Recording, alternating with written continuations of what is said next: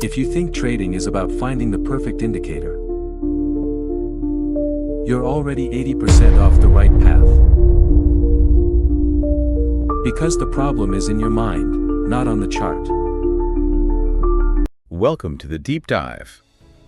Today we are taking, kind of a psychological shortcut into the world of professional trading. We're unpacking material drawn directly from the foreword and preface of a really foundational classic guide to market discipline. The kind of thing you pick up when you realize your system isn't the issue. Exactly, when you realize you might be the problem. And our sources are industry veterans, including the CEO of Computrax Software, Inc. So this is straight from people deep in high-frequency data. Yeah, and if you're listening and you've ever, spent hours back-testing some seemingly flawless strategy, only to just completely mess up the execution in the heat of the moment, then you are absolutely the person we're talking to today. Definitely.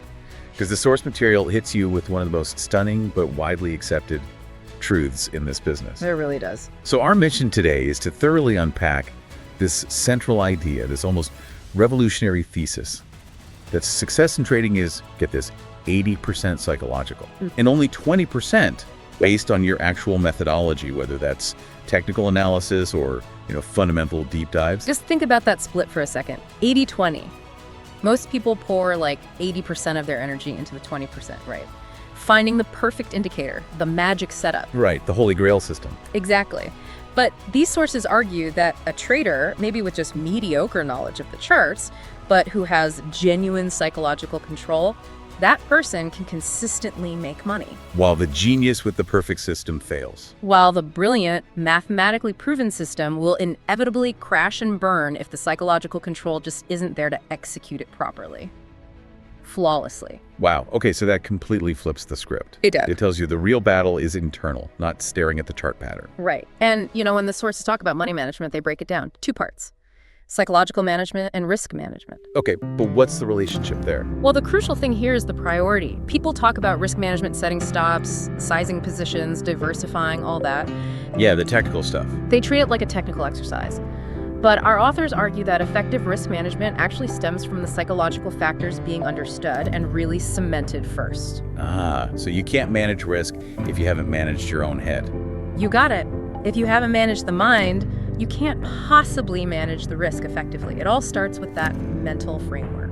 Okay, so let's unpack that first big hurdle then. If trading is just, clicking buy or sell, why are our minds so badly suited for it? The source says the trading environment is just fundamentally different from the, cultural environment we all grew up in. That cultural environment, or maybe cultural cage, as you put it, that's the key difference. Think about it. We spend our entire lives, from infancy, operating where behavior is managed by external forces. Parents, teachers. Bosses, governments, Forces usually more powerful than us, and they impose conformity how? Through clear systems of reward and punishment. Okay, so we learn to succeed by meeting expectations, seeking that external thumbs up. Precisely. And the psychological fallout from that is huge. We developed our tools for success by learning to get power, to manipulate or force changes on things outside of ourselves. Right, if I want something, I try to make the world give it to me. Exactly. We are totally geared for external control and expecting predictable reactions. Push here, get that result. But then you step into the market. And that entire operating system just fails spectacularly. So contrast that cultural cage with the market reality. The mental tools you use every day, they just won't work in trading. Why?